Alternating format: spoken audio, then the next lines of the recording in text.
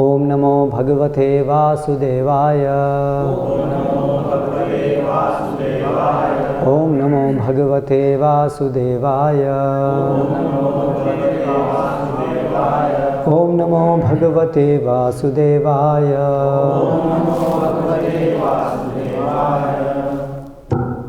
श्रीमद् भागवतम स्कंद 4 अध्याय 8 ध्रुव महाराज का गृह त्याग और वनगमन। श्लोक क्रमांक 55। सलिलैः शुचिभिः माल्यैः वन्यैः मूल फलादिभिः शस्त अंकुर अशुकैः च अर्चेत तुलस्या प्रियया प्रभुं सलिलैः शुचिभिर्माल्यैः वन्यैर्मूलफलादिभिः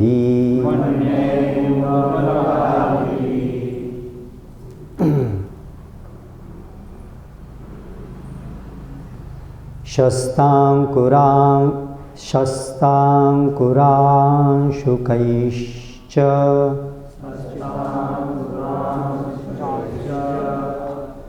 अर्चेत तुलस्या प्रियया प्रभुं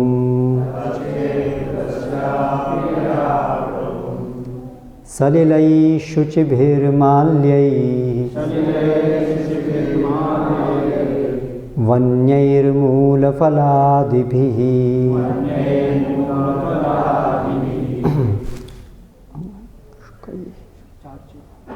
चार्चेत शस्तांकुरांशुकैः चार्चेत ओके शस्तांकुरांशुकैश्चार्चेत शस्तांकुरांशुकैश्चार्चेत तुलस्या प्रियया प्रभुं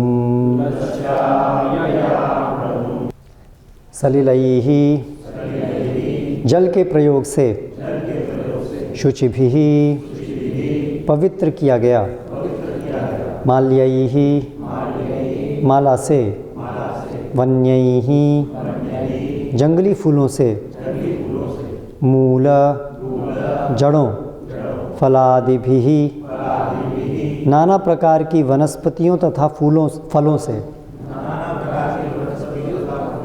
शस्त दूर्वा यानी दूब अंकुर कलियां अंशुकैः वृक्षों की छाल यथा भोजपत्र से च तथा अर्चेत पूजा करें तुलस्या तुलसी दलों से प्रियया जो भगवान को अत्यंत प्रिय प्रभुं भगवान को अनुवाद एवं तात्पर्य द्वारा कृष्ण कृपा मूर्ति श्री श्रीमद भाई चरणारविंद भक्ति वेदांत स्वामी श्रील प्रभुपाद भगवान की पूजा शुद्ध जल शुद्ध पुष्पमाला फल फूल तथा जंगल में उपलब्ध वनस्पतियों या ताजे उगे हुए दूर्वा दल एकत्र करके फूलों की कलियों अथवा वृक्षों की छाल से या संभव हो तो भगवान को अत्यंत प्रिय तुलसी दल अर्पित करते हुए करनी चाहिए। तात्पर्य यहाँ विशेष उल्लेख हुआ है कि भगवान को तुलसी दल अत्यंत प्रिय है। भक्तों को चाहिए कि वे प्रत्येक मंदिर तथा पूजा केंद्र में तुलसी दल ले जाना न भूलें। पश्चिमी देशों में कृष्ण भावनामृत आंदोलन के प्रसार में हमें सबसे अधिक अप्रसन्नता इसलिए होती थी कि हमें तुलसी के दल कहीं प्राप्त नहीं होते थे। अतः हम अपनी शिष्या श्रीमती गोविंद दासी के अत्यंत अनुग्रहित हैं।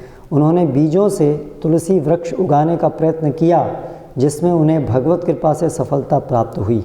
अब हम प्राय प्रत्येक केंद्र में तुलसी के पौधे उगा रहे हैं। श्री भगवान की पूजा विधि में तुलसी दल का अत्यधिक महत्व है। इस श्लोक में आए हुए सलिलई ही शब्द का अर्थ है जल से। निस्संदेह ध्रुव महाराज यमुना के तट पर पूजा कर रहे थे। यमुना और गंगा पवित्र नदियां हैं और कभी कभी भारत के भक्त लोग यमुना या गंगा जल से मूर्ति के पूजे जाने का आग्रह करते हैं, किंतु यहाँ हम समझते हैं कि देश काल का अर्थ है काल तथा देश के अनुसार। पश्चिमी देशों में न तो यमुना नदी है न गंगा नदी, अतः ऐसी नदियों का जल नहीं मिल पाता। तो क्या इसका अर्थ यह हुआ कि जल के अभाव में अर्चना बंद कर दी जाए? नहीं, सलिलई ही का अर्थ है कोई भी जल जो भी प्राप्त हो, किंतु इसे स्वच्छ होना चाहिए और स्वच्छ ढंग से रखा गया होना चाहिए। ऐसा जल काम में लाया जा सकता है।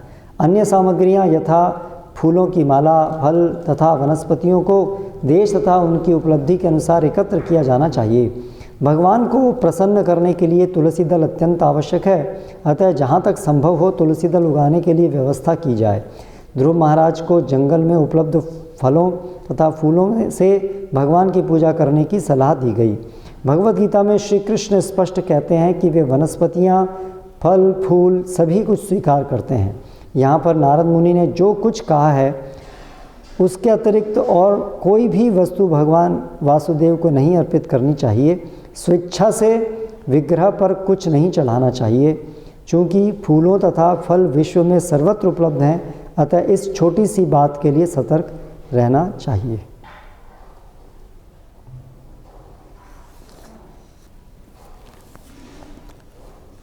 ओम ज्ञानतिमिरान्धस्य ज्ञानञ्जनशलाकया चक्षुरुन्मीलितं येन तस्मै श्रीगुरवे नमः। श्रीचैतन्यमनोभीष्टं स्थापितं येन भूतले स्वयं रूपकदा मह्यं ददाति स्वपदान्तिकं। वन्देऽहं श्रीगुरौ शिरतः पदकमलं श्रीगुरून् वैष्णवांश्च।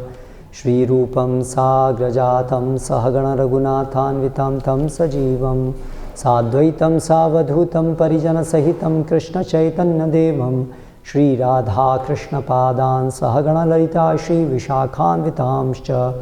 जय श्रीकृष्णचैतन्य प्रभु नित्यानन्द श्री अद्वैत गदाधर श्रीवासादि गौरभक्तवृन्द। हरे कृष्ण कृष्ण कृष्ण हरे हरे, हरे राम राम राम हरे हरे।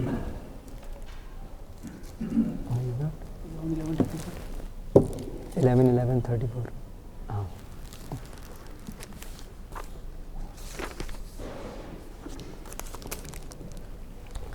तो जैसा कि हम कल चर्चा कर रहे थे, नारद मुनि ने ध्रुव महाराज को अभी अर्च विग्रह सेवन के विषय में उपदेश दिया और उन्होंने कहा कि ओम नमो भगवते वासुदेवाय, ये जो 12 अक्षर मंत्र है, इसके द्वारा इस मंत्र के द्वारा भगवान के एक अर्च विग्रह को स्थापित करके और अलग अलग द्रव्यों के द्वारा भगवान के अर्च विग्रह की पूजा की जाए। और फिर आज इस श्लोक में अभी वो जो द्रव्य हैं किस किस वर्ग के अंदर वो द्रव्य होने चाहिए, तो उसका वर्णन भगवान नारद मुनि करते हैं। भगवान की पूजा शुद्ध जल, शुद्ध पुष्प माला, फल फूल तथा जंगल में उपलब्ध वनस्पतियों या ताजे उगे हुए दूर्वा दल एकत्र करके फूलों की कलियों अथवा वृक्षों की छाल से या संभव हो तो भगवान को अत्यंत प्रिय तुलसी दल अर्पित करते हुए करनी चाहिए।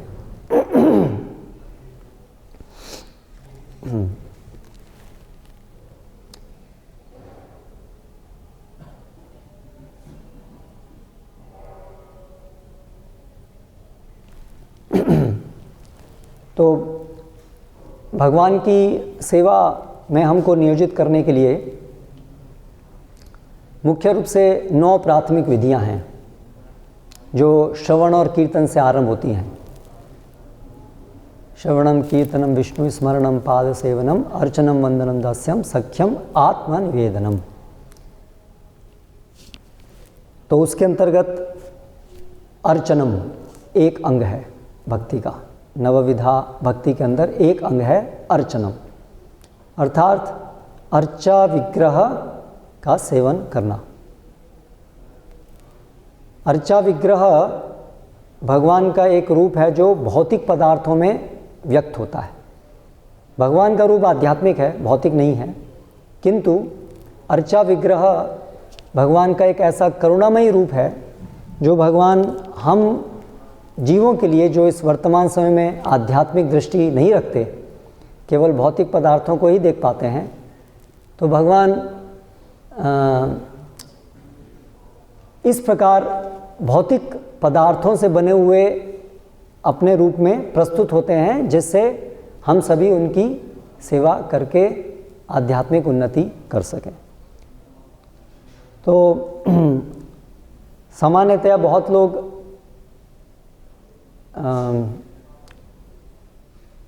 अर्चा विग्रह को एक मूर्ति पूजा की तरह से मानते हैं।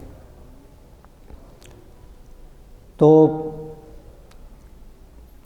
जो आधुनिक विचारधारा के अनुसार जो बौद्धिक वर्ग है, दार्शनिक, आधुनिक दार्शनिक, वे लोग पूरी भारतीय संस्कृति को और शास्त्रों को, इन सबको केवल एक सामान्य इस भौतिक जगत की कृति समझते हैं, इसलिए उसको माइथोलॉजी बोलते हैं। अर्थात ये लोगों ने कुछ अपनी मानसिकता के अनुसार कुछ ये लिखी हैं, जितनी उनकी बुद्धि थी। इसमें बहुत सारी मनगढ़ंत चीज़ें हैं, बहुत सारी इसमें अंधविश्वास की चीज़ें हैं, ऐसा वो लोग मानते हैं कि एक विश्वास की बात है, ये उनकी एक मान्यता है, ये सब मान्यता है। तो उसी के अंतर्गत ये जो अर्चा विग्रह का पूजन है, इसको भी वो एक मान्यता की तरह लेते हैं, इसलिए उसको मूर्ति पूजा बोलते हैं। अर्थात ये एक भौतिक पदार्थ है सामान्य, लेकिन लोग आस्था रखते हैं, केवल एक अंधविश्वास की तरह से मानते हैं। ठीक है, कुछ हद तक वो कभी कभी कुछ बड़ाई भी करते होंगे, हाँ अच्छा है, मानते हैं। क्या अच्छा है कि हाँ कुछ कम से कम कुछ मान्यता है, ठीक है। लेकिन अंततः वो ये प्रचार करते हैं या ये सोचते हैं और फिर इसका प्रचार करते हैं कि वास्तव में ये सब ऐसा कोई भगवान होना, ऐसा कुछ होता नहीं है, केवल अपने मन को शांति देने के लिए सब व्यक्ति करता है। तो अगर समाज में इससे कुछ लोग शांत रहते हैं, उनको अच्छा लगता है, तो अच्छी बात है, करो। लेकिन इसके अतिरिक्त इसका कोई वास्तविक अर्थ नहीं है। तो बहुत सारी अन्य जिस प्रकार से चीज़ें समाज इस भौतिक जगत के अंदर बनती हैं, बिगड़ती हैं, ऐसे ये सब चीज़ें भी बनती हैं, बिगड़ती हैं, ऐसा वो लोग मानते हैं। और दुर्भाग्य से हम जो भारत के निवासी हैं, हम भी उन्हीं की देखा देखी, हम लोग भी ऐसे ही सोचते हैं, हाँ ये आइडल वर्शिप, हम भी ऐसे बोलते हैं, मूर्ति है। और हम भी शास्त्रों का जब वर्णन करते हैं तो हम भी ऐसे ही बात करते हैं। इंडियन माइथोलॉजी में ऐसा कहा है, हम लोग भी ऐसी बात करते हैं।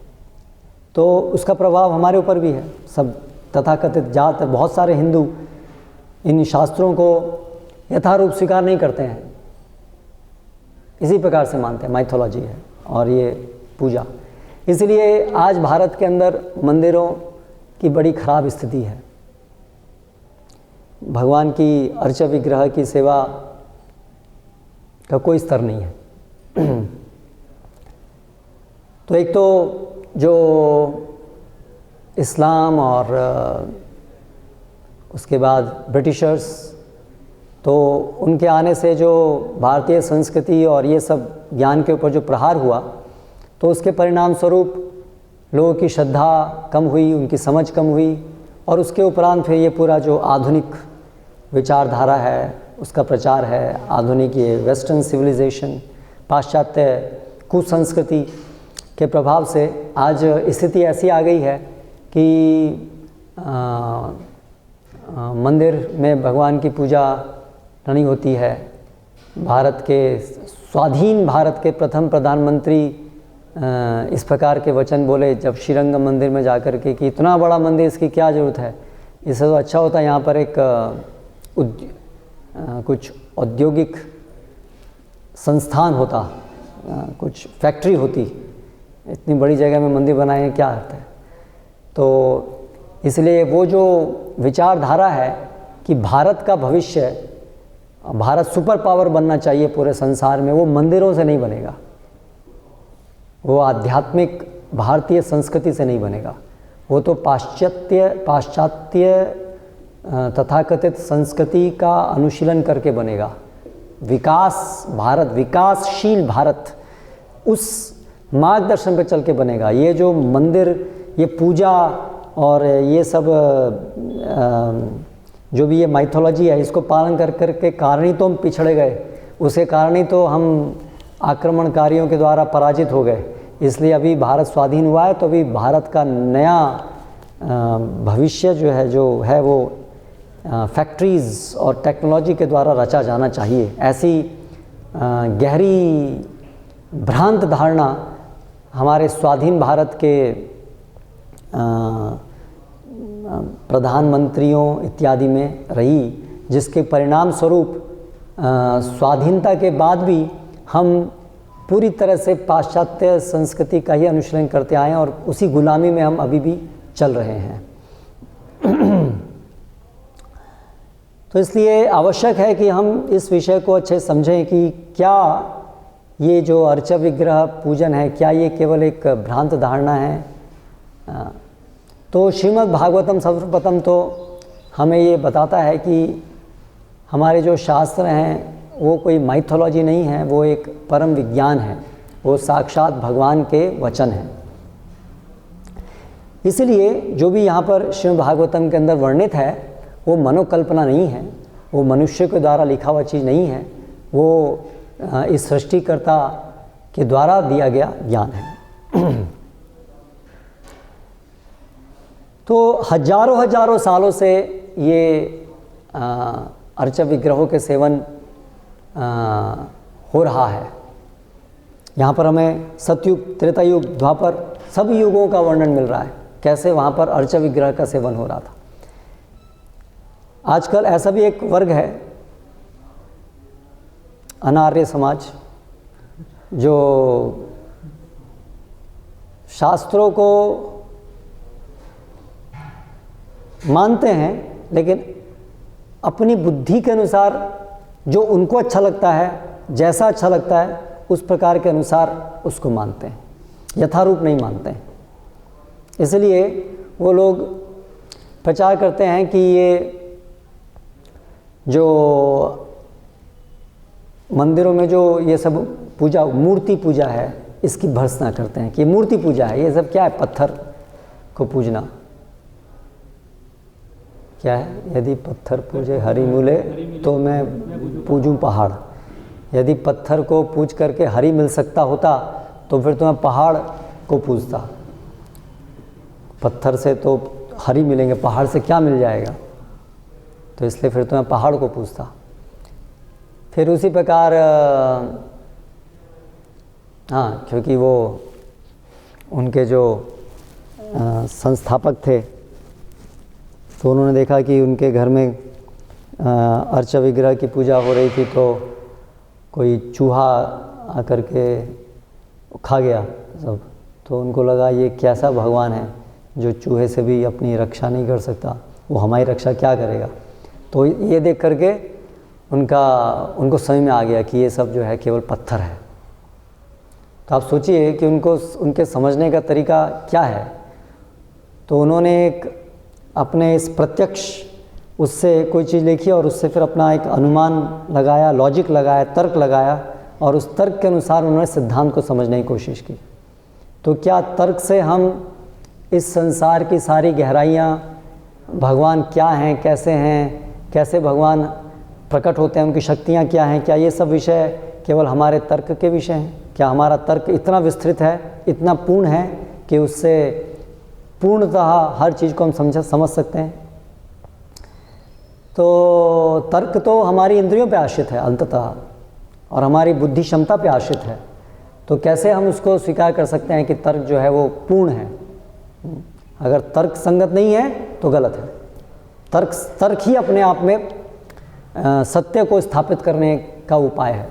तो ये अपने आप में तर्क संगत नहीं है सबसे पहले तो, क्योंकि तर्क की सीमा है। तर्क तो केवल बहुत छोटा दायरा है तर्क का। तर्क हमारी इंद्रियों के दायरे के अंतर्गत ही चलता है। हम इंद्रियों से जो सीखते हैं, जो देखते हैं, उसी के आधार पर तर्क काम करता है। तो इसलिए कितना मूर्खतापूर्ण विचार है कि अगर मेरे तर्क के अंदर कोई चीज़ स्थापित नहीं हो रही है तो इसका मतलब वो गलत है। तो और ऐसा करके फिर सोच लिया कि ये सब जो भी है सब ये बेकार हो रहा है। इतनी परंपरा चली आ रही हैं, इतने सारे उस परंपरा में महान महान दार्शनिक, महान महान आध्यात्मविद हुए, जिनके जीवन के अंतर्गत हम देख सकते हैं कैसे उन्होंने काम, क्रोध, लोभ, मोह, मद, मत्सर सबको लांघ लिया। तो अगर ये अर्चा विग्रह पूजन केवल एक कल्पना, कोरी कल्पना होती तो कैसे इतने उन्नत परिणाम उनको मिले ये करके। तो ये सब विचार नहीं किया, ये भी तर्क का विचार है, ये सब तर्क का विचार नहीं किया, क्योंकि गुरु शिष्य परंपरा में शरणागत नहीं है, अपने हिसाब से शास्त्रों को समझने का प्रयास करते हैं, इसलिए वो व्यर्थ है। शास्त्रों को पढ़ करके भी वो शास्त्र को नहीं समझ सकते। तो शास्त्रों को यथावत स्वीकार करना चाहिए, जो शास्त्रों में लिखा है वो सही। मुझे समझ में नहीं आ रहा है, ये मेरी समझ की कमी है, ना कि शास्त्रों की कमी है। अगर मैं शास्त्रों के दिए तरीके को अपनाऊंगा तो धीरे धीरे समझ में आएगा। ये मनोभाव होना चाहिए शास्त्र को पढ़ने के लिए। तो हम शास्त्रों से प्राप्त करते हैं कि अर्चा विग्रह जो है वो भगवान का एक रूप है। जैसे कि आगे ही श्रीमद् भागवतम में ध्रुव महाराज जब पूजा अर्चना शुरू किए बद्रिक आश्रम जाकर के, तो उसके संदर्भ में ये श्लोक आता है, तस्याम विशुद्ध कर्णः शिववार विगाह्य बद्ध्वासनम जितमर्ण मरून मनसाहृताक्षः स्थूले दधार भगवत प्रतिरूप एतद ध्यायंस्तद अव्यवहितो व्यस्त्रजत समाधौ। तो ध्रुव महाराज ने फिर क्या किया कि अर्चा विग्रह विशुद्ध कर्णः अपनी विशुद्ध इंद्रियों के द्वारा स्नान इत्यादि, गंगा नदी इत्यादि में वहाँ पर स्नान करके और उसके बाद स्थूले दधार, स्थूले अर्थात स्थूल का जो स्थूल में जो भगवान का रूप है, अर्चा विग्रह रूप जो भगवत प्रतिरूप है, भगवान का ही एक प्रतिरूप है। तो यहाँ पर स्पष्ट बताया है कि जो अर्चा विग्रह होते हैं वो भगवान का ही एक प्रतिरूप होते हैं, है ना।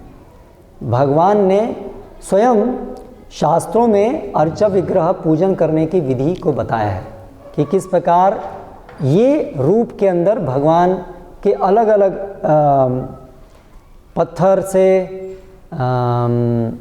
मिट्टी से, जल से, अलग अलग प्रकार से भगवान के रूप को बनाया जा सकता है। और फिर उसमें किस प्रकार उसके पंचरात्र में विस्तार से बताया है, नियम बताए हैं, अर्चा विग्रह के सेवन के नियम बताए हैं।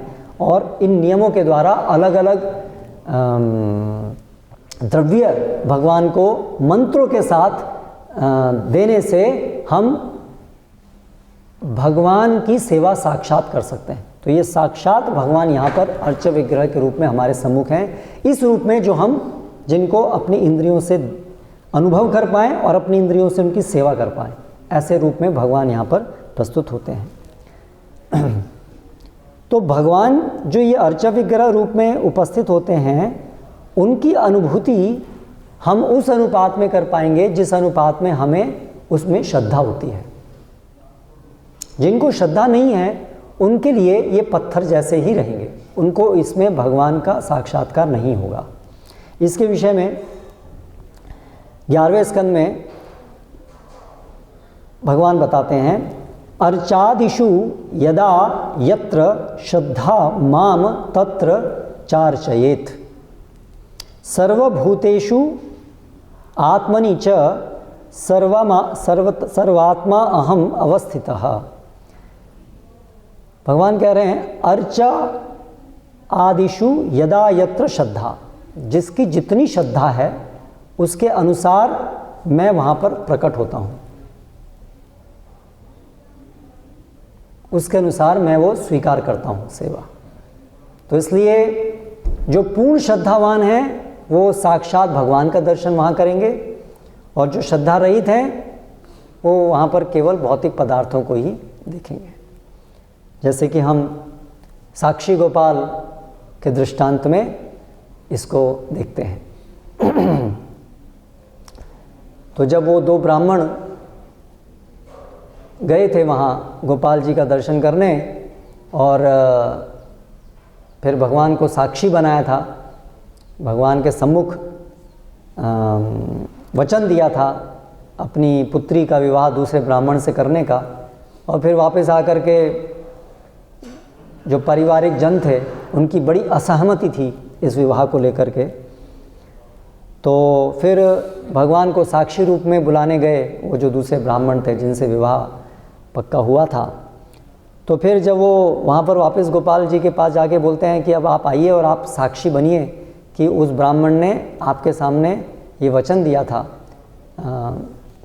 नहीं तो वो नरक में जाएगा, क्योंकि उसने अपने आपके सम्मुख ये वचन दिया और उसको पूरा नहीं किया। तो मैं ये नहीं चाहता कि वो नरक जाए, इसलिए कृपया आप आइए और बचाइए उसको, आप उसको, क्योंकि वो तो चाहता है पर उसके पारिवारिक जन विद्रोह कर रहे हैं। तो गोपाल जी जो विग्रह के रूप में थे, तो वो बोलते हैं, कृष्ण कहे, गोपाल जी बोलते हैं, प्रतिमा चले कोथाहा ना सुनी। मैंने तो कभी सुना नहीं कि प्रतिमा भी चलती है। विप्र बले प्रतिमा होया कह के न वाणी। विप्र दूसरे, तो ब्राह्मण ने बोला, तो आप प्रतिमा होकर के बोलते कैसे हैं फिर?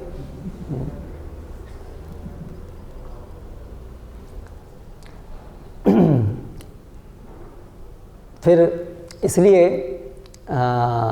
आगे वहाँ पर वर्णित है, प्रतिमा नह तुमी साक्षात व्रजेंद्र नंदन, विप्र लागी कर तुमी अकार्य कारण। कि आप साक्षात व्रजेंद्र नंदन हैं, आप प्रतिमा नहीं हैं।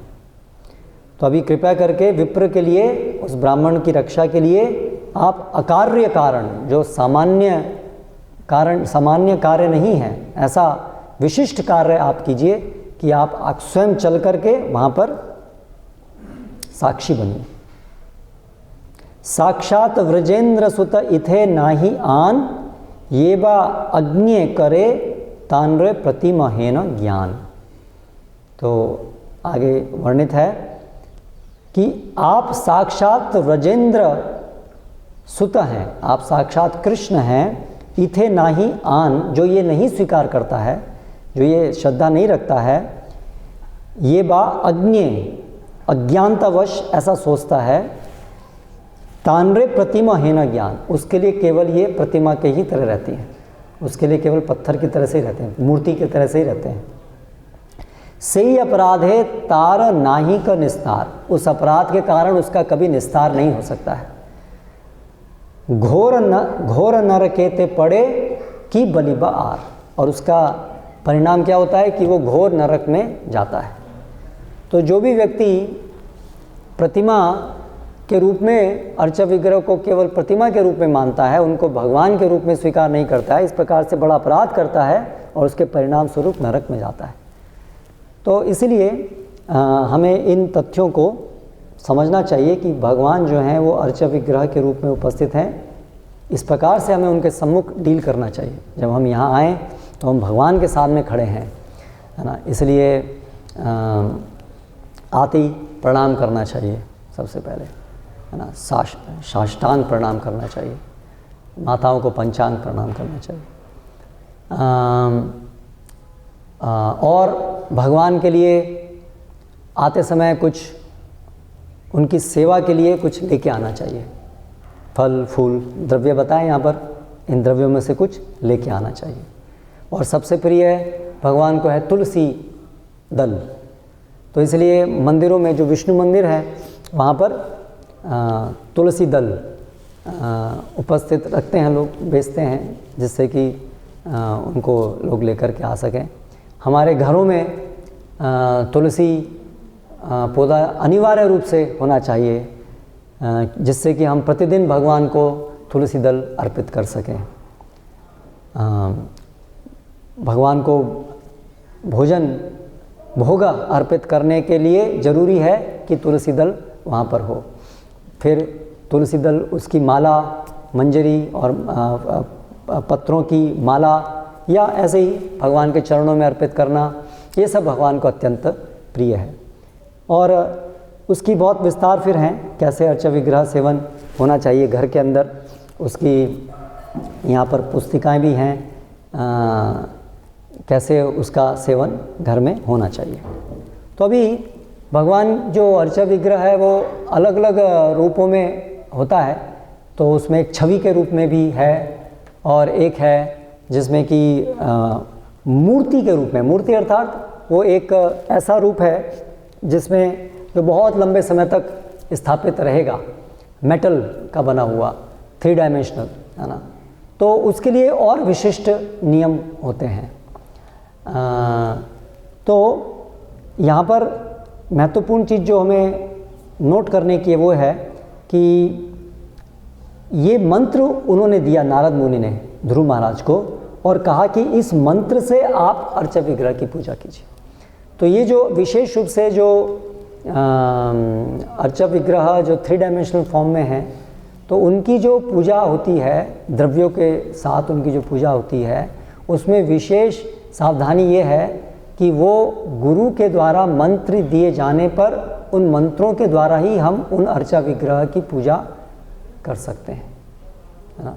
इसलिए बहुत से लोग क्या करते हैं कि वृंदावन गए, इस्कॉन के संपर्क में आए, और फिर थोड़े समय बाद में कहीं वृंदावन गए, या संपर्क में आने से पहले भी वृंदावन गए, और फिर वहाँ से जैसे सब लोग कहीं से कहीं जाते हैं, तो कहीं की बनारस गए तो बनारस की साड़ियाँ बड़ी फेमस है तो साड़ी लेके आते हैं।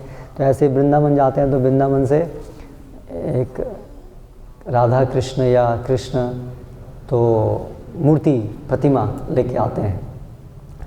और ठीक है, अच्छी भावना थी, चलो हम भगवान को लेके आएंगे, लेकिन केवल भावना से काम नहीं चलता है, विधि भी होनी चाहिए जो भगवान को प्रसन्न करने वाली, जो भगवान स्थापित कर रहे हैं वैसी विधि भी होनी चाहिए।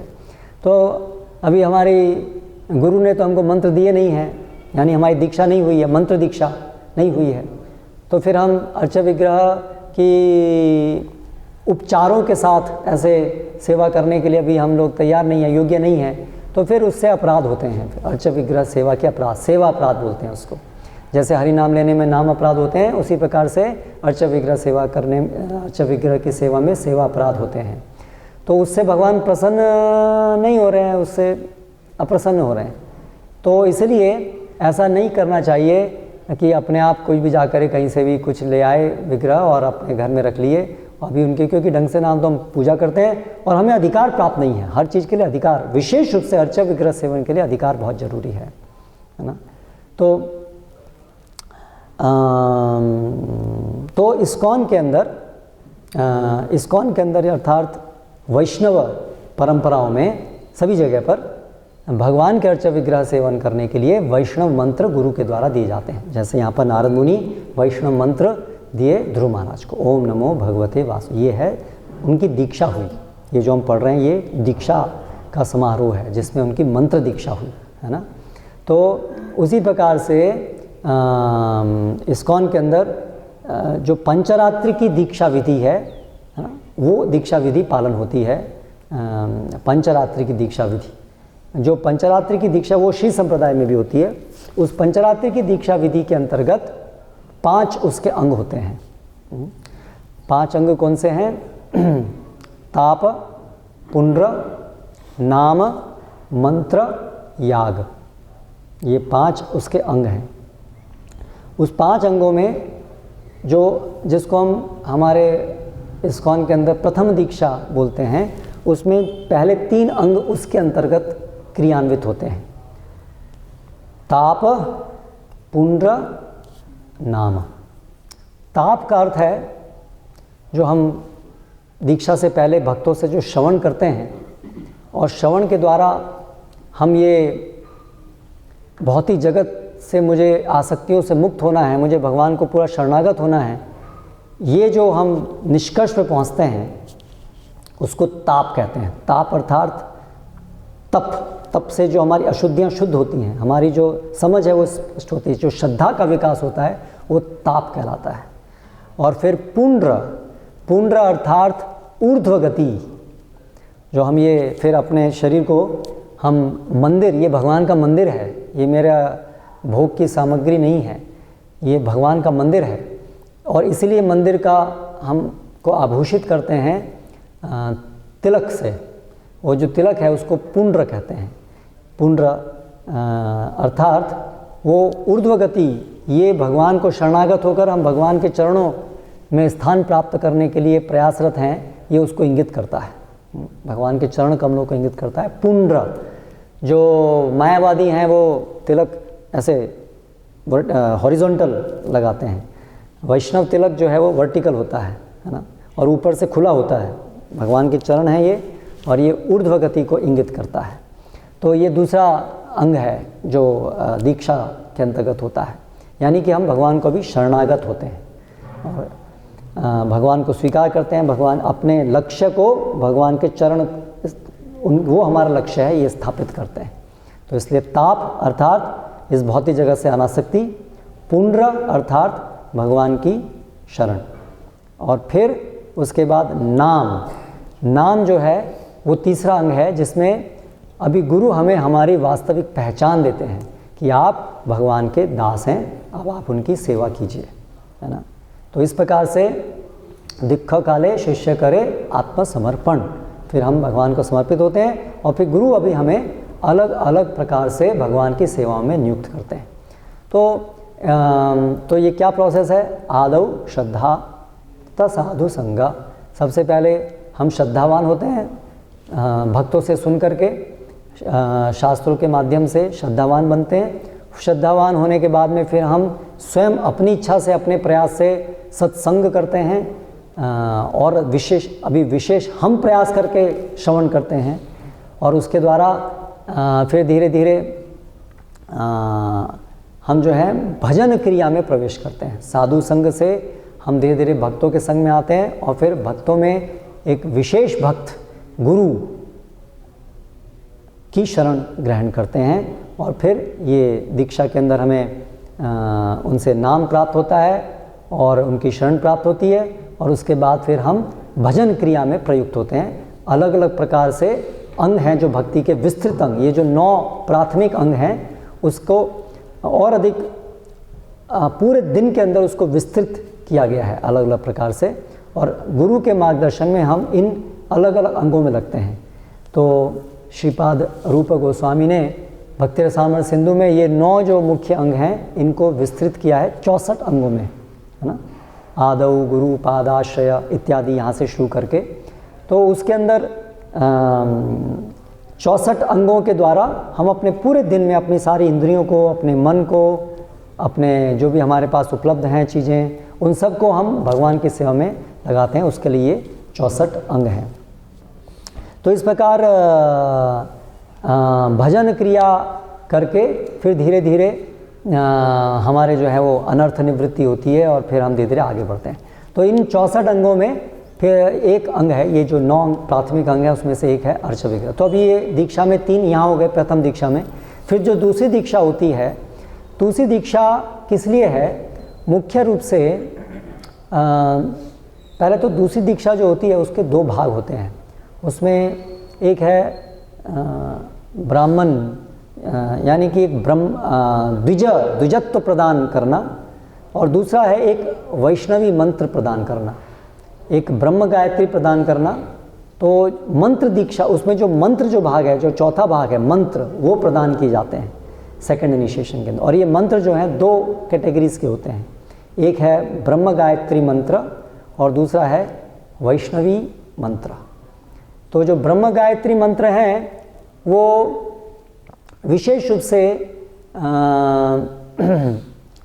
एक व्यक्ति जो है अभी ब्राह्मणत्व, जिनके अंदर ब्राह्मणत्व का स्वभाव है, वो ब्राह्मण के कार्य कर सकें, शास्त्रों का पठन पाठन, फिर यजन याजन इत्यादि कर सकें, और उस वैष्णव हैं और उनके अंदर ब्राह्मण के गुण भी हैं, जिनके अंदर उनको ये ब्रह्म गायत्री दी जाती है स्थापित करने के लिए कि अभी वो ब्राह्मण के कार्य कर सकते हैं, उनके अंदर ब्राह्मण के गुण हैं। तो उनके अंदर तो ब्रह्म गायत्री किन के लिए होनी चाहिए?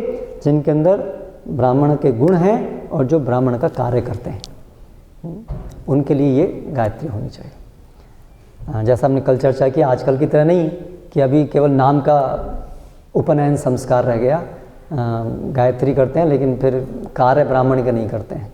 कोई शास्त्रों का पठन पाठन नहीं है, एक श्लोक भी याद नहीं है, लेकिन हम कहने के ब्राह्मण हैं और नौकरी करते हैं बस पैसा कमाने के लिए। जीवन में कोई, ब्राह्मणों का जीवन पूरा शास्त्र पे आधारित होता है, तो ऐसा कुछ नहीं है। तो नहीं, अभी हमारी संस्था के अंदर श्रील प्रभुपाद ये चाहते हैं कि वैष्णव और फिर वैष्णव लोग इस संसार में भगवान की सेवा करने के लिए अपने स्वभाव के अनुसार उनको फिर ब्राह्मण, क्षत्रिय, वैश्य, शूद्र इस प्रकार कार्य दिया जाए उनके स्वभाव के अनुसार, है ना।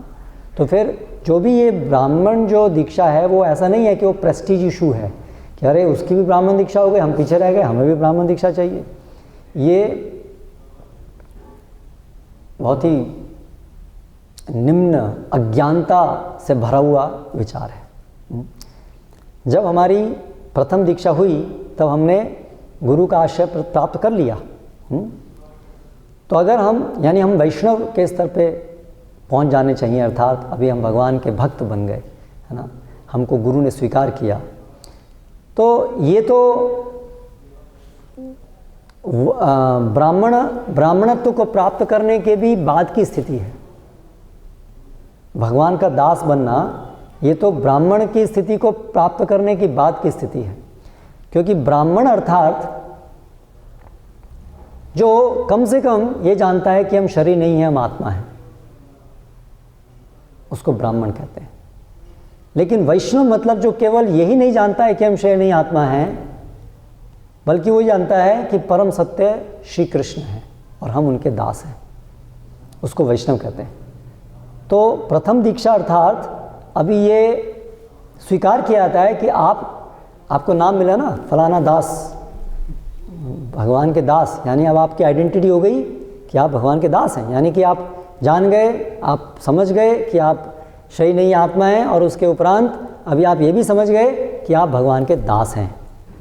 तो अगर प्रथम दीक्षा मिलने के बाद अभी कोई भक्त ये सोचे कि अरे उसको तो ब्राह्मण दीक्षा मिल गई, हमको नहीं मिला, हम पीछे रह गए, इसका मतलब वो ये समझ रहा है कि ब्राह्मण जो है वो ऊंची उपाधि है वैष्णव से। करेक्ट? कि हमारी ब्राह्मण दीक्षा नहीं हुई, हमें ब्राह्मण दीक्षा चाहिए, हमें ब्राह्मण बनना है। इसका मतलब आप जो है अपना डिमोशन चाह रहे हैं,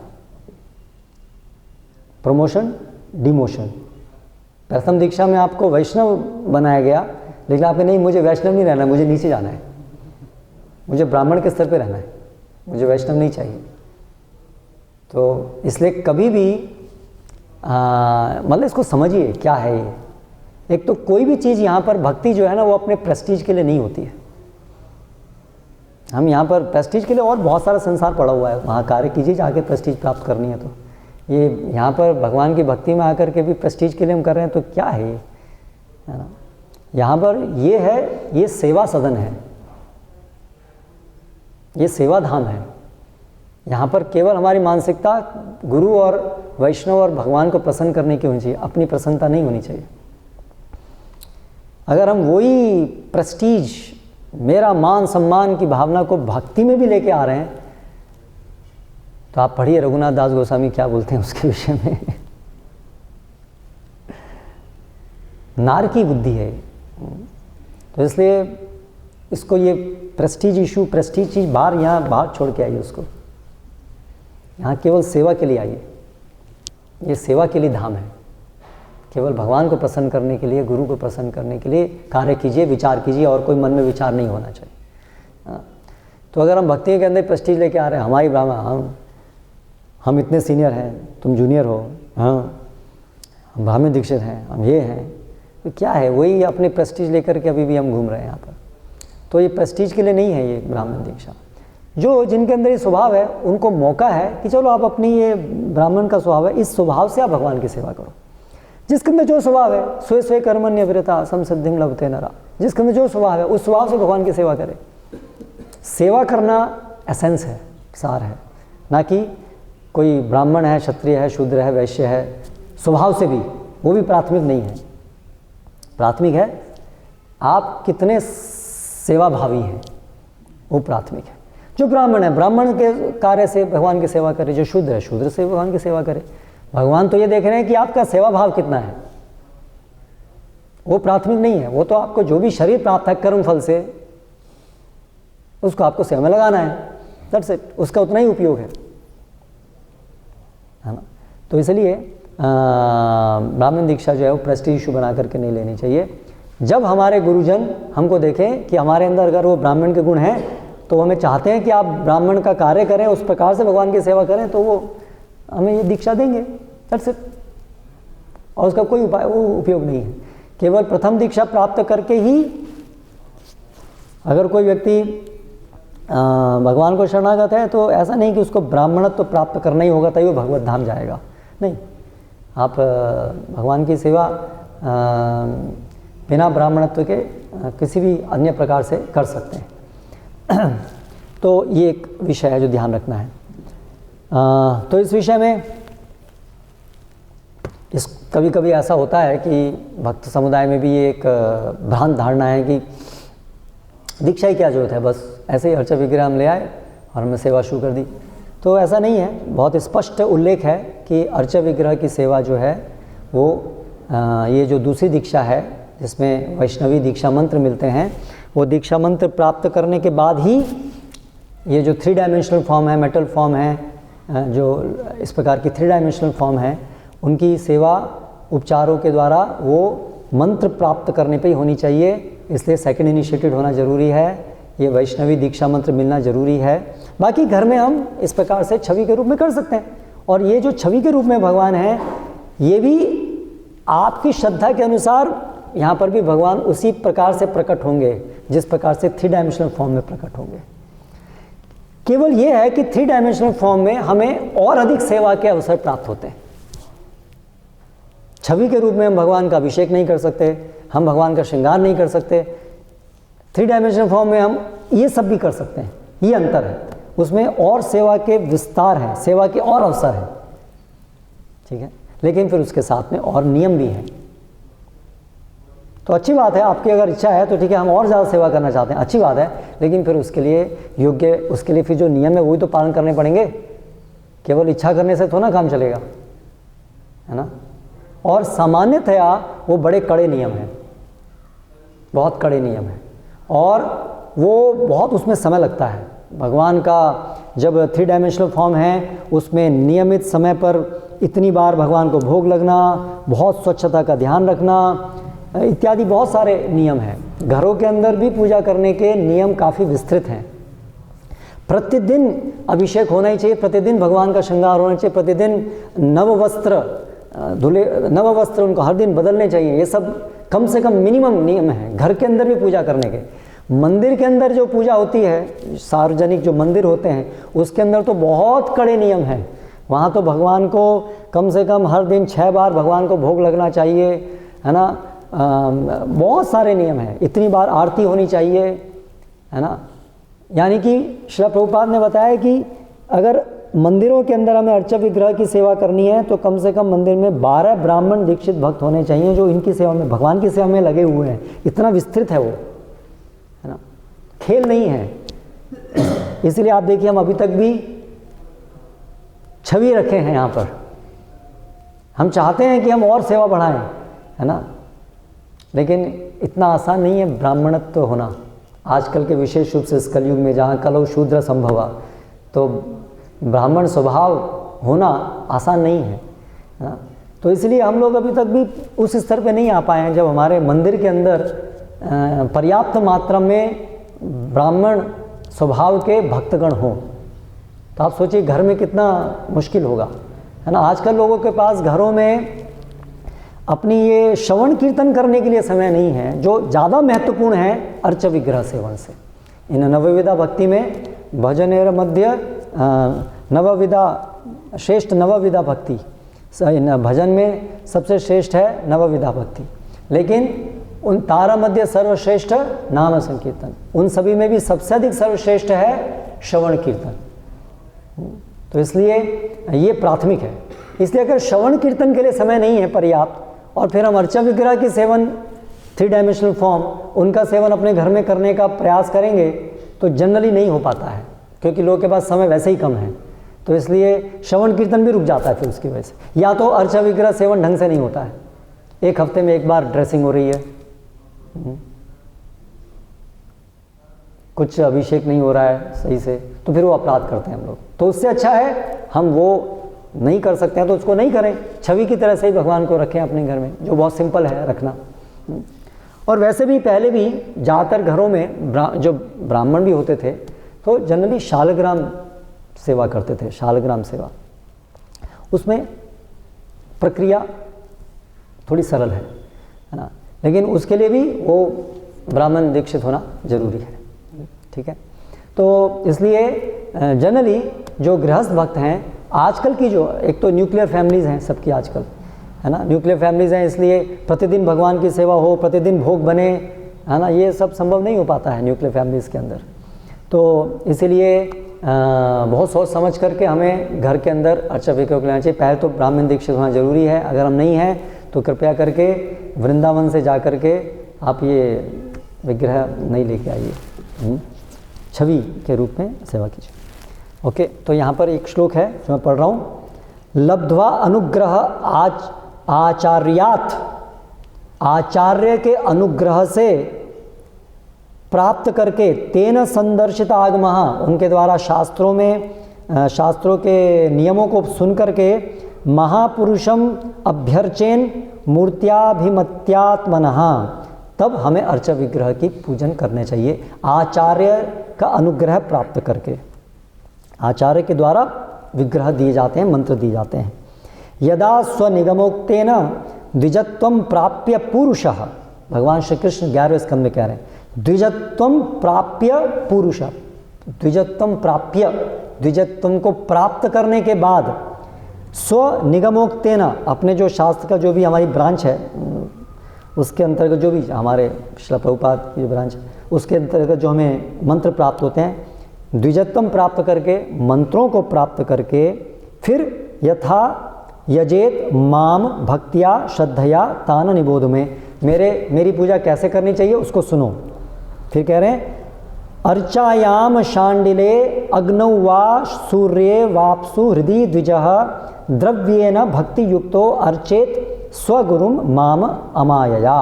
और फिर अर्चायाम, फिर वो अर्चा विग्रह जो शांडिले, पृथ्वी से, भूमि से, अग्नि से, सूर्य से, जल से या हृदय में जो बनाया जाए, उसमें फिर ऐसे विग्रह में अर्पित करते हुए अलग अलग उपचारों को मेरी पूजा करो। तो ये स्पष्ट है कि मंत्र चाहिए। फिर एक और महत्वपूर्ण विषय है कि कई बार भक्त लोग ऐसा सोचते हैं कि अर्चा विग्रह जो है वो नियोफाइट्स लोगों के लिए है, ज़्यादा एडवांस लोगों के लिए है प्रचार, और इसके लिए प्रमाण भी है। क्या? अर्चायाम एव हरिये पूजाम यह श्रद्धया एहते न तद्भक्तेषु चान्येषु स भक्त प्राकृत स्मृतः, कि केवल जो सोचता है कि बस अर्चायाम, अर्चा विग्रह में ही भगवान हैं और उनकी तो पूजा करता है श्रद्धा से, लेकिन भगवान के भक्तों का आदर समुचित रूप से नहीं करता है, वो प्राकृत भक्त है। ऐसा शास्त्र में बताया है कि ये कनिष्ठ अधिकारी है, ऐसा जो व्यक्ति है।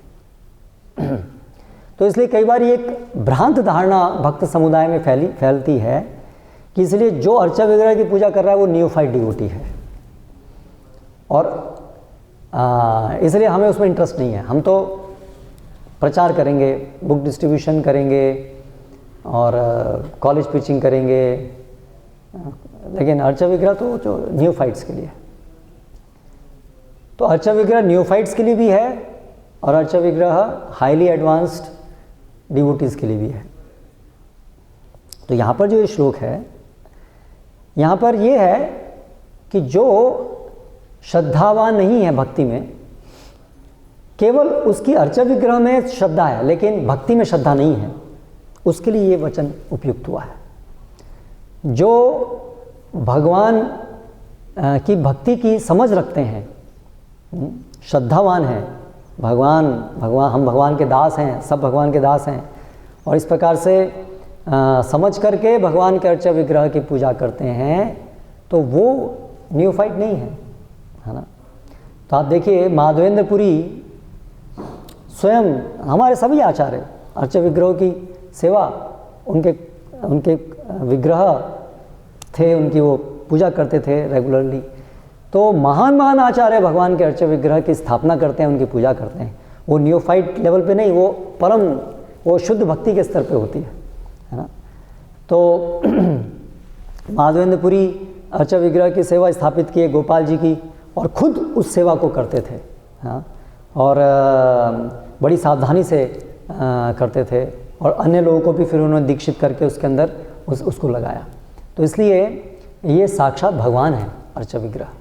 तो ये कोई ऐसा नहीं है कि नेगलेक्ट करने के लिए न्यूफाइट है ना। फिर हमारा प्रचार भी विफल होगा यदि हमारी ये मानसिकता है तो।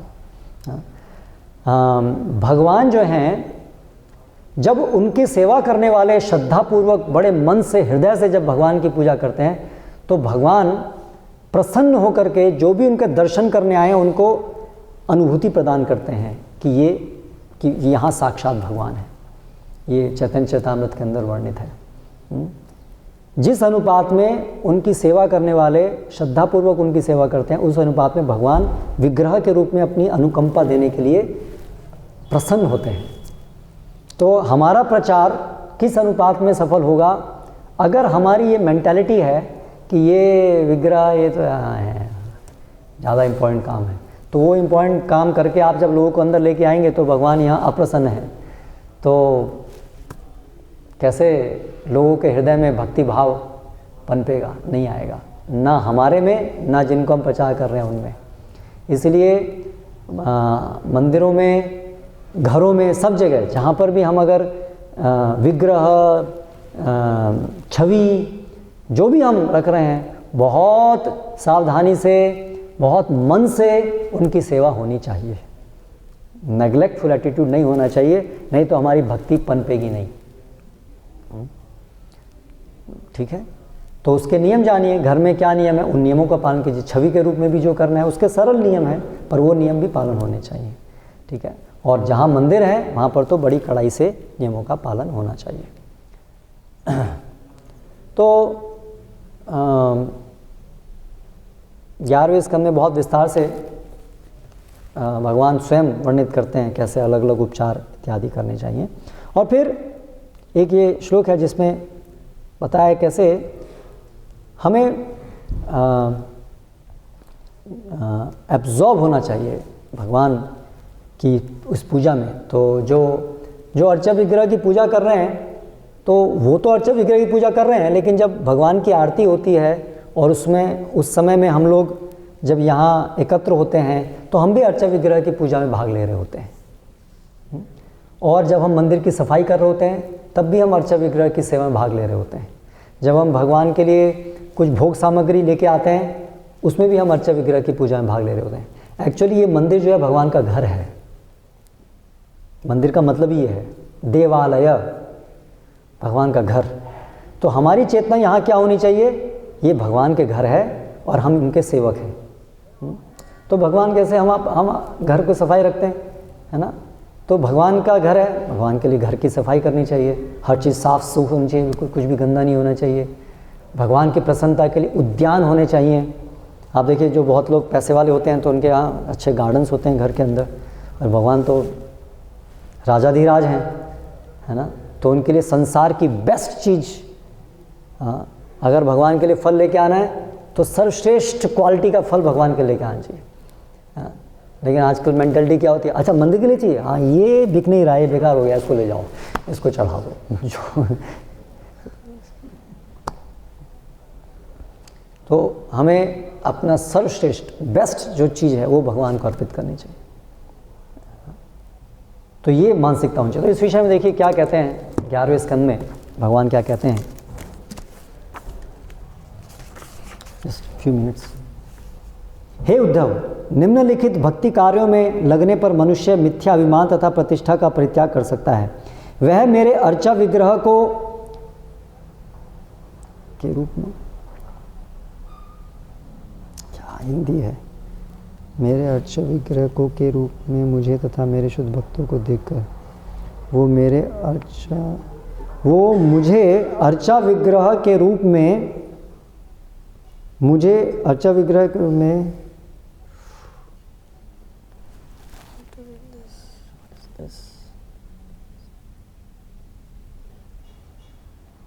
mind is the one can give up one may pray once by seeing, touching, worshipping, serving and offering prayers or glorification of senses to my form as deity and to my pure devotees।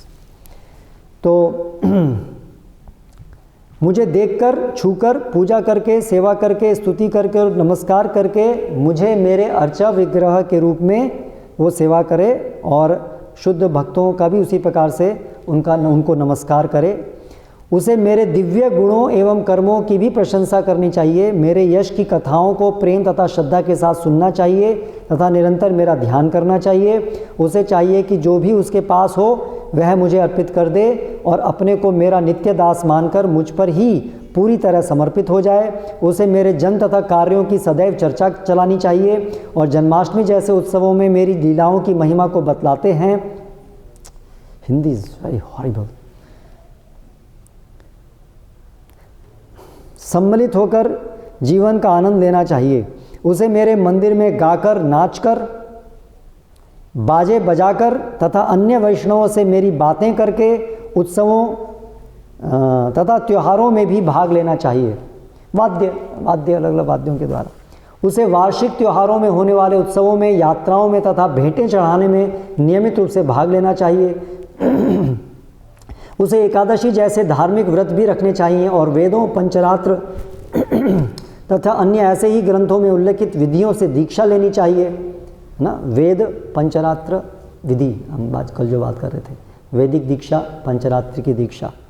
उसे श्रद्धा तथा प्रेम पूर्वक मेरे अर्चा विग्रह की स्थापना का अनुमोदन करना चाहिए और अकेले अथवा अन्यों के सहयोग से कृष्ण भावना भावित मंदिरों तथा नगरों के साथ फूल तथा फल के बागीचों एवं मेरी लीला मनाए जाने वाले विशेष क्षेत्रों के निर्माण में हाथ बटाना चाहिए। उसे बिना किसी द्वैत के अपने को मेरा विनीत दास मानना चाहिए और इस तरह मेरे आवास अर्थात मंदिर को साफ करने में सहयोग देना चाहिए। सर्वप्रथम उसमें झाड़ू बुहारा करना चाहिए और तब उसे जल तथा गोबर से स्वच्छ करना चाहिए। मंदिर को सूखने देने के बाद सुगंधित जल का छिड़काव करना चाहिए और मंडलों से सजाना चाहिए। उसे मेरे दास की तरह कार्य करना चाहिए। उसे कभी भी अपने भक्ति कार्यों का ढिंढोरा नहीं पीटना चाहिए।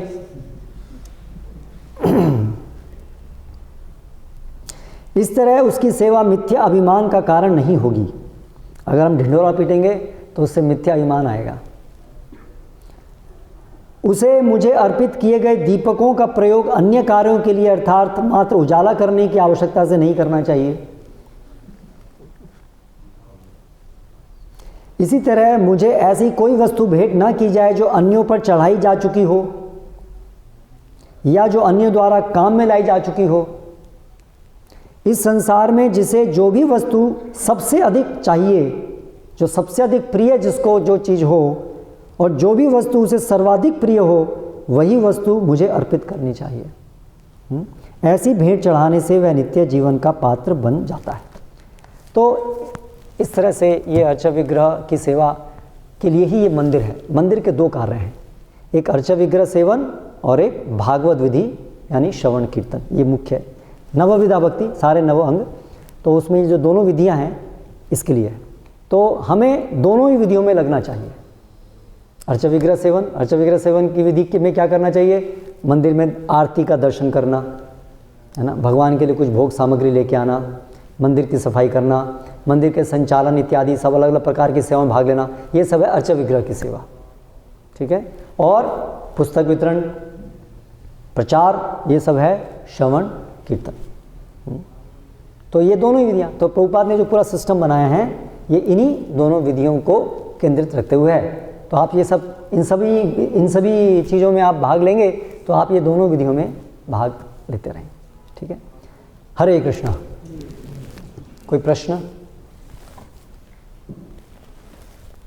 शुरुआत में जब प्रभुपाद ने ब्राह्मण दीक्षा दिया था तब वो ये फैक्टर कंसिडर कर रहे थे कि जो जॉब नहीं कर रहे हैं या जो जिनमें ब्राह्मण का गुण है उनको ब्राह्मण। माइक, अरे आप माइक हाथ में लेके बैठे।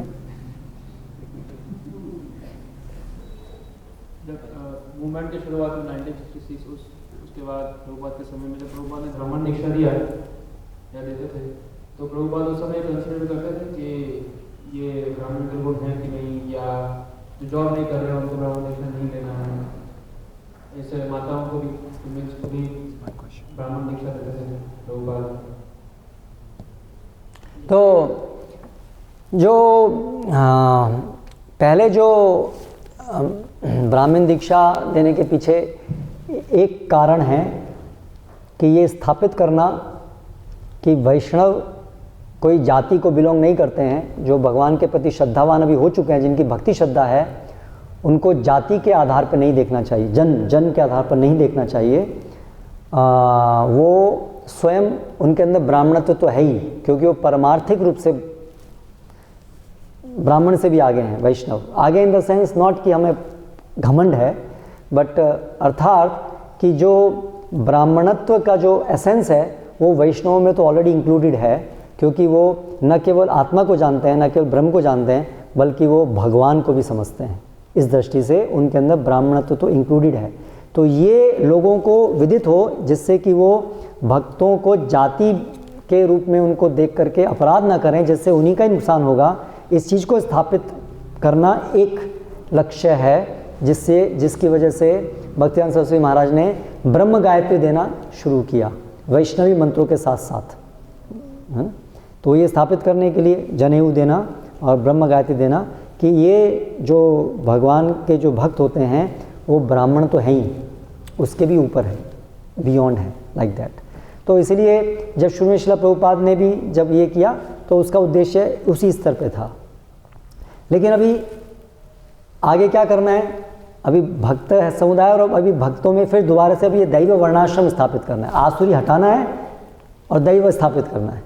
तो इसलिए फिर नेक्स्ट स्टेज है कि अभी ऐसा नहीं कि जो भी भक्त हैं सबको ब्रह्म गायत्री दी जाए। वैष्णवी मंत्र सबके लिए है, सबके लिए है वैष्णवी मंत्र, लेकिन जो ब्रह्म गायत्री है वो जो स्वभाव से भी ब्राह्मण है और कार्य से भी ब्राह्मण है, उनको ही केवल ब्रह्म गायत्री मिलनी चाहिए, यानी सेकंड इनिशिएशन उन्हीं को मिलना चाहिए। तो यहाँ से वो शुरू हुआ। तो फिर धीरे धीरे श्रील प्रभुपाद ने फिर इसको स्ट्रिक्ट किया कि अभी सबको ब्राह्मण दीक्षा नहीं, क्योंकि अभी हमें वर्णाश्रम स्थापित करना है, स्टेप बाय स्टेप अभी हमें वर्णाश्रम स्थापित करना है। तो वर्णाश्रम स्थापित करना है मतलब अभी हम फिर स्वभाव, परमार्थिक रूप से तो सब ब्राह्मण हैं, अंडरस्टूड, बट नाउ स्वभाव से जो ब्राह्मण हैं और जो कार्य ब्राह्मण का कर रहे हैं उनको केवल ब्रह्म गायत्री दी जाए। तो फिर प्रभुपाद ने बोला अभी हम सबको नहीं देंगे, अभी जिनका स्वभाव है उन्हीं को देंगे, लाइक दैट। और कोई प्रश्न?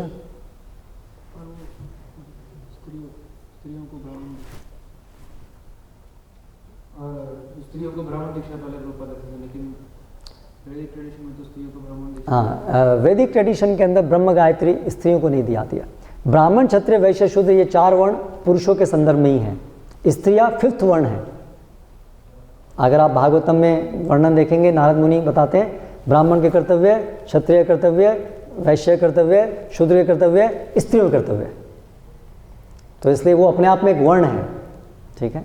तो जो ब्रह्म गायत्री है वो द्विजा, ब्राह्मण, क्षत्रिय, वैश्यों के लिए, यानी पुरुष ब्राह्मण, क्षत्रिय, वैश्यों के लिए। हाँ, तो इसलिए वैदिक ट्रेडिशन के अंदर नहीं ब्रह्म गायत्री नहीं दी जाती है। तो कुछ विशिष्ट परिस्थितियां थीं उस समय, क्योंकि पाश्चात्य जगत में प्रभुपाद प्रचार कर रहे थे, तो वर्णाश्रम को स्थापित करने में बहुत सारे अवरोध थे। तो कुछ विशेष परिस्थितियों के कारण प्रभुपाद ने वहाँ पर स्त्रियों को ये ब्रह्म गायत्री दिया। लेकिन प्रभुपाद जी का आदेश है, इच्छा है और आदेश है कि हम वर्णाश्रम स्थापित करें। तो ये अंडरस्टूड है कि धीरे धीरे जैसे जैसे हम वर्णाश्रम की तरफ जाएंगे तो फिर हम इसको प्योरर फॉर्म में ला सकेंगे। अभी कंप्रोमाइज़ कर रहे हैं क्योंकि परिस्थितियाँ अनुकूल नहीं हैं, लेकिन धीरे धीरे धीरे वर्णाश्रम शुद्ध रूप में स्थापित हो पाएगा। तो जो ब्राह्मणी बोलते हैं, क्षत्राणी बोलते हैं, वो एक कस्टमरी है। जो ब्राह्मण की पत्नी है इसलिए उसको ब्राह्मणी बोलते हैं, ठीक है।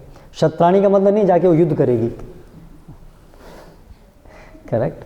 वो कार्य तो उनके, वो स्त्री का जो धर्म है उन्हीं के लिए है। ऐसा नहीं बताया कि भागवतम में स्त्री में क्षत्राणी का अलग करते हुए बताएं, उनके अलग करते हुए बताएं, उनके अलग करते हुए बताएं। स्त्री धर्म कॉमन बताया। वो एक कस्टमरी है, जो ब्राह्मण की पत्नी है उसको बोलने के लिए वो ब्राह्मणी है, लाइक दैट।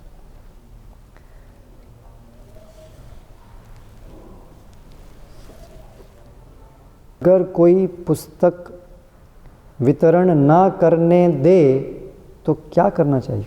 पुस्तक वितरण ना करने, भक्त बोलते हैं हमारा एरिया है।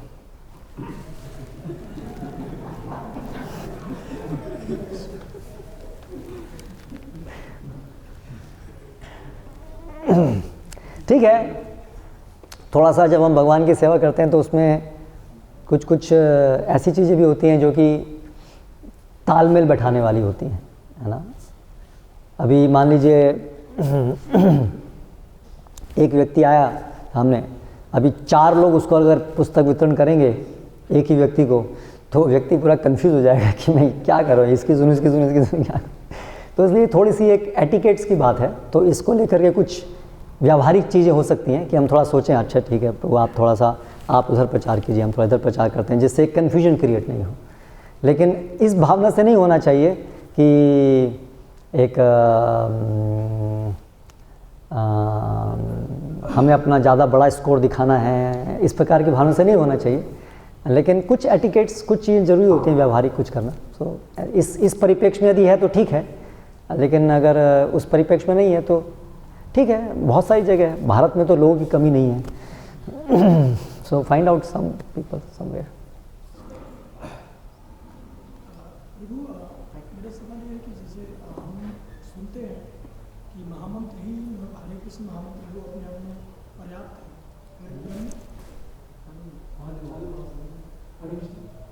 तो जो गायत्री मंत्र है मतलब उसको क्यों अलग से लाया गया? उसमें क्यों, मतलब उसको क्यों लाया गया? क्यों लाया गया? उसको क्यों दिया जाता है? जैसे गायत्री जो मंत्र होता है, हाँ। गायत्री क्यों दिया जाता है? हरे कृष्ण महामंत्र तो अपने आप में पर्याप्त है, लेकिन भगवान के गुणगान की कोई सीमा नहीं है। भगवान के गुणगान की कोई सीमा, भगवान का कृष्ण एक नाम ही पर्याप्त है। पर हम भक्तगण आनंद लेते हैं, यशोदानंदन, देवकी नंदन, यशोदा दुलाल। अब हम कहेंगे बस हरे कृष्ण पर्याप्त है, बाकी नाम क्यों बोल रहे हो? तो वो नेचुरल है। जब भगवान से हम प्रेम, भगवान गुणगान अलग अलग रूपों में और करना चाहते हैं, और करना चाहते हैं, तो उसकी सीमा नहीं है। पर्याप्त है, लेकिन उसका अर्थ ये नहीं कि उसकी सीमित है वो, ठीक है। तो भगवान के अनेक अनेक नामों के लिए बना के मंत्र हैं। गायत्री मंत्र विशेष रूप से ब्रह्मा जी को शास्त्रों का संपूर्ण ज्ञान इस मंत्र के माध्यम, तो सारा शास्त्र जो है वो गायत्री मंत्र के अंदर है। और जो महामंत्र है वो फर्दर विशेष रूप से भगवान के साथ व्यक्तिगत संबंध स्थापित करने में हमको मदद करता है। इस तरह से वो महामंत्र है। लेकिन गायत्री मंत्र विशेष रूप से शास्त्र का ज्ञान उसके अंदर सब समाहित है। एक और सवाल है इसमें, जैसे हम गायत्री में देखें तो इसमें अलग अलग मंत्र होती है, जैसे गुरु गायत्री है, ब्रह्म गायत्री, काम गायत्री, तो उसमें क्या क्या डिफरेंस है?